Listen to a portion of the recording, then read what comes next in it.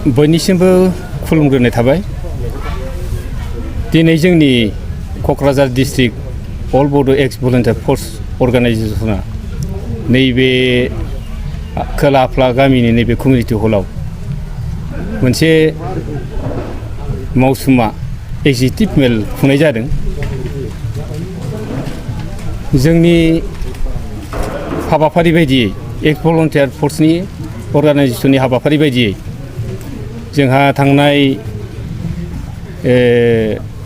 20 तारिखनिफ्राय 26 तारिखसिम दिल्लीयाव सेन्ट्रेल कमिटिया जोंहा मोनसे बड'लेण्ड सेपारेट स्टेट डिमान्डनि मेम'रेन्डाम हैनाय जाहैदों। दा बेखौनो जोंनि मिरु आफादा थांनाय 17 तारिखआवहाय मोनसे बर्मानि बड'लेण्ड दरबाराव मोनसे एक्जिक्युटिभ मेल खुंदों आरो दिल्लीनि जेनेखि निउस रिपर्टखौ जोंनो फोरमायदों। दा बे हिसाबै मिरुनि बिथोन बायदियै जों जिल्ला हिसाबै क'क्राझार डिस्ट्रिक्ट हिसाबै जोङो गासै दिनैनि दिनाव आन्सलिक कमिटिनि आफादगिरि नेहाथारि आरो जोंनि जिल्ला कमिटिनि गासै बिबानगिरिफोरखौ लेंहरनानै मोनसे एक्जिक्युटिभ मेल खुंदों आरो दिनैनि बे एक्जिक्युटिभ मेला खोब गुरुत्वपूर्ण आरो मोजाङैनो जोङो खुंफुंलांनो हाबाय आरो माखासे जों डिसिसन लानो हाबाय। खारना जाहैबाय जोङो थांनाय 25 तारिखआव 20निफ्राय 25 तारिखआव जि मेम'रेन्डाम हैदों नखर मन्त्रि आरो प्राइम मिनिस्टारनो मेम'रेन्डाम गथायहैदों आरो hand to hand tribal minister Jual अरामनो मेम'रेन्डाम गथायहैदों। दा बे रिपर्टखौ गासै सेन्ट्रेल कमिटिनि निर्देश बायदियै दिनैहाय मिरुनि आफादगिरिया स्वयं गावनो उपस्थित थानानै जोंनो फोरमायलांबाय आरो बेजों लोगोसे जोंहा मिरु आफादा मार्च मासाव मोनसे कनफारेन्स खुंगोन टार्मिनेटिं पिरियड बेनि सोमोन्दैबो जों गुवारै सावरायनाय जाहैबाय आरो बेवहाय जोङो माखासे मिरुनि बिथोन बायदियै जोङो डेलिगेट्स लांनांगौ आरो बेवहाय गोदानैहाय जोंनि आफादखौ स्ट्रं मजबुत खालामनो थाखाय इयुथ आरो वमेन्स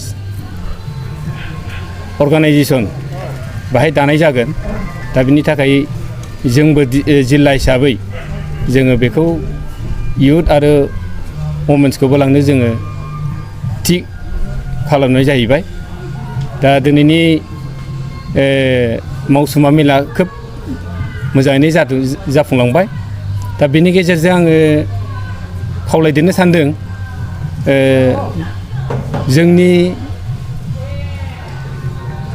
थांखिया उद्देश्यआ जोङो बड'फा उपेन्द्रनाथ ब्रह्मनि जेनेखि सिमां आलादा बड'लेण्ड सोरजिनाय आरो बर' जाथिखौ बुहुमाव मास्टार रेस मोनसे गेरेमसा हारि जेरै दानायनि सिमां बे सिमाङा जाफुङाखै। बेनि थाखायनो जोंनि मेन मोनसेल' उद्देश्यआनो जाहैबाय सेपारेट स्टेट बड'लेण्ड आरो बे सेपारेट स्टेट बड'लेण्डखौ मोनागौमानि जोङो एक्स भलुन्टियार फर्स अर्गानाइजेसना जोङो हाबाफारि लानानै जोङो सरकारजों जोङो जुजिलांबाय थागोन। दिल्लीयाव थांनायनि उननिफ्राय मा मोजां खबर मोनबोदों?